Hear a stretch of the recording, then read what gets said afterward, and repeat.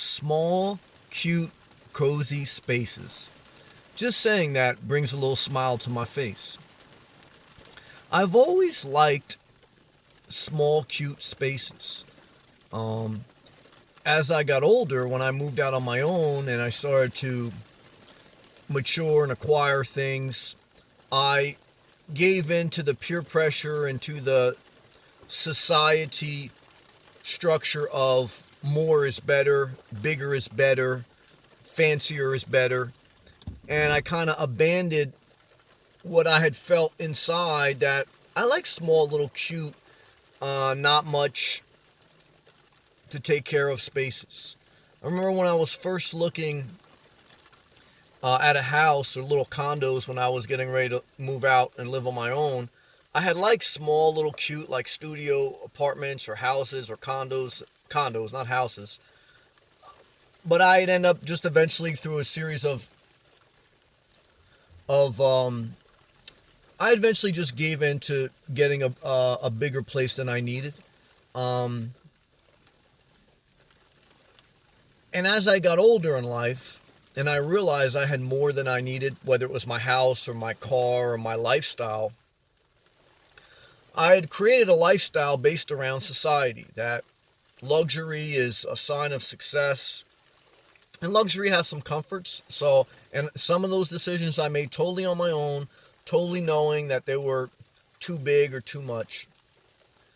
So I'm not here to blame even society or to blame anyone else. I'm just sharing.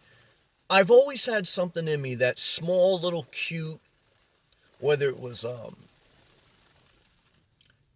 condo or whether it was even cars. I remember my sister had a Honda Accent.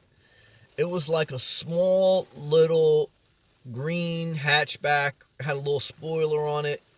I said, man, that's a cute car. I remember a couple friends had a Volkswagen Golf, and I said, man, that's a small, little, cute car. But I had given in to, I wanted bigger, or I ended up going bigger. Maybe it was under peer pressure, maybe it was just under my own vanity. We all face that at an immature mindset. But as I sit here today, midlife, 38 going on 39, and a couple years ago I changed my life because I had a not a huge, but I had a bigger condo. I had 2 bedroom, 1.5 bath condo. I had a bigger cars throughout my life, and for me, there's a season of life for everything. But I went back to my roots of, I feel more at peace, more at ease, more comfy and cozy in small spaces. Now, again, some people can say I went to extreme because now I live out of my car, I live out of one bag. But just look at this back here. I mean, look, it makes me smile. And, just having like a sleeping bag. And at night, I don't feel any lack. At night when I'm cuddled up, and it's even raining a little bit now, hear that? At night, like if it's drizzling or if it's raining or if it's a nice cool night and I'm bundled up here, I sleep so peacefully. I had a queen size mattress at my condo. It's probably over $1,000 with the box spring, definitely. I had like Italian leather platform bed. And all those were nice, especially like, when I was entertaining girls and doing that thing. It was nice to show off, but you end up just sleeping in that bed, waking up every hour to pee and just ready to get out of your house. I mean, so I don't know. For me, I'm just trying to, I don't want to get lost here, but I just want to share that I've always had something in my soul that attracts me to small, cute, cozy spaces. But over time, whether it was through society pressure, peer pressure, or my own immaturity and ego, I went astray, or I just experienced something else in life. It doesn't have to be go astray. You experience things. And what I've come to experience as I get older, I want to go back to what was in my soul, which is small, cute, and cozy. Now, will I always live in my car? I've lived in my car for 2 years. I still plan on living in my car for the foreseeable future. Yeah, I mean, I like small, cute, cozy. As long as I have my health and a mindset to do it, and I'm thankful. I mean, when we're born like in the fetus position, and it's like, it's like your car, and But even tiny houses, and I looked at tiny houses. I didn't like the logistical problems with tiny houses because you have to find unrestricted land, and most of the land is in the middle of nowhere. And I like being on wheels. I like that flexibility. I like tiny houses, and that's how I first started my downsizing mindset. You know, in like 2006 to 2009, when the economy, especially in America, went through a recession, downsizing and minimalism came more in a spotlight, mainly out of necessity because society was living in an excess of too much. And so, like, there was even a show on TV I used to enjoy watching called Tiny Houses on a home network or something like that, and they would take people to different tiny houses, and that's when I was really first introduced to them. And I would see them and start to realize you can live in less than under 500 square feet with no problem. And that really, I said, yeah, that's good. But then what they don't address on that show is the land. You know, many times you have to be in the middle of nowhere. You're basically going to have to put that in a trailer park or something like that, and that may not be ideal. So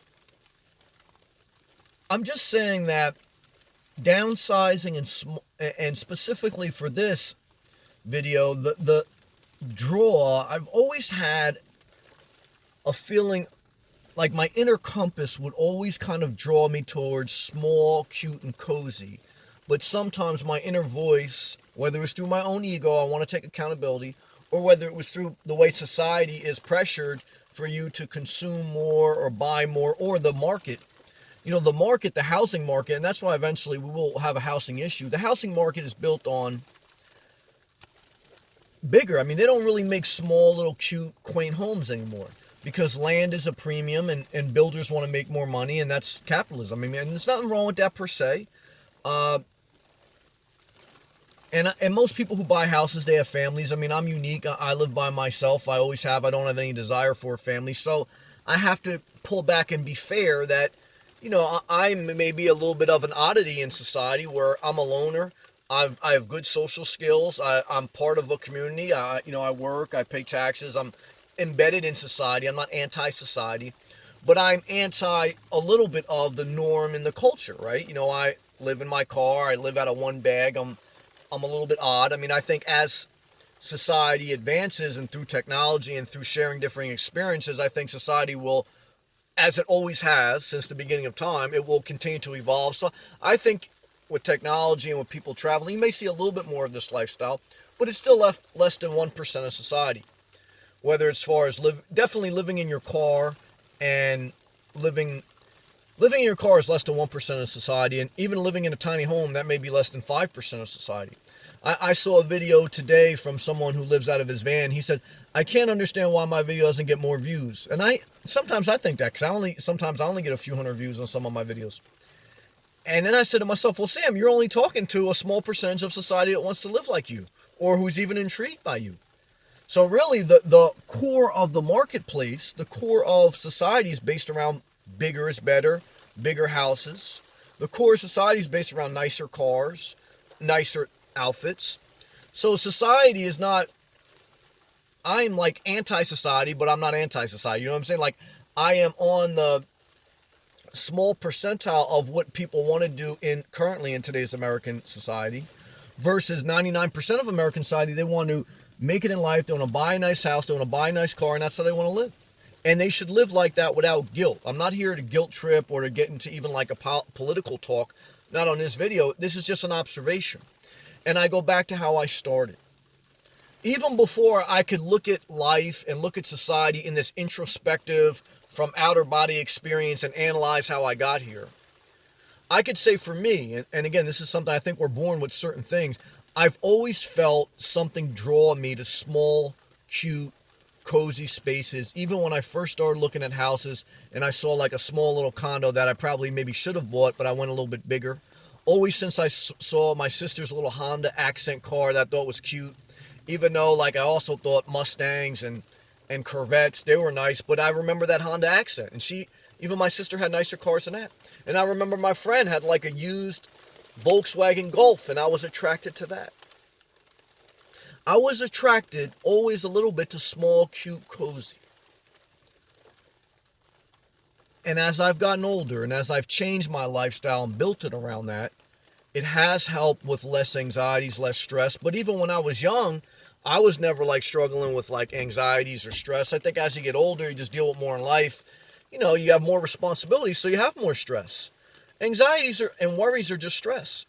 And you know, when I was young, I never had, and I still don't have like any major things, but I'm human, so I have worries, I have stress, I have anxieties, but not like major. I know some people have very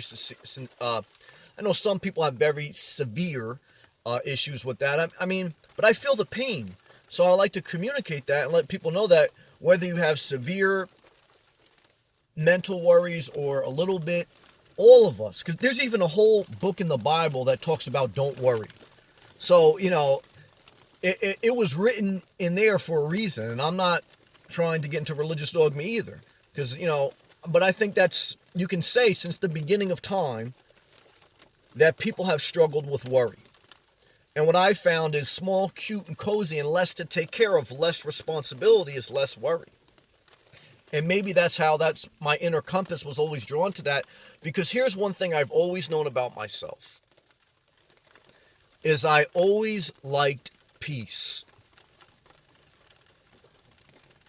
I've always liked peace, and I can remember when my parents would argue, and before they got a divorce and the house got very unhealthy, I kind of spurred my mom to get a divorce. I remember calling 911, and not because there was like a major abuse, but because there was a lack of peace. And for me, I value my peace. That's why I cut off certain friends or family members or even people on social media. I'm not saying I'm not better than anyone, but I don't like drama. See, some people, I think even when they're young, they like drama. I've never liked drama. And some people, they love drama. And there's different personalities for different reasons. So I'm not trying to say everyone should be like me. But I'm trying to share what's on my soul today about an observation on minimalism, on tiny homes, on living in your car, living in your van, living in your RV, on downsizing. And that observation is small little cute things inspire me, less stress, less responsibility, and it just brings a greater level of peace for me.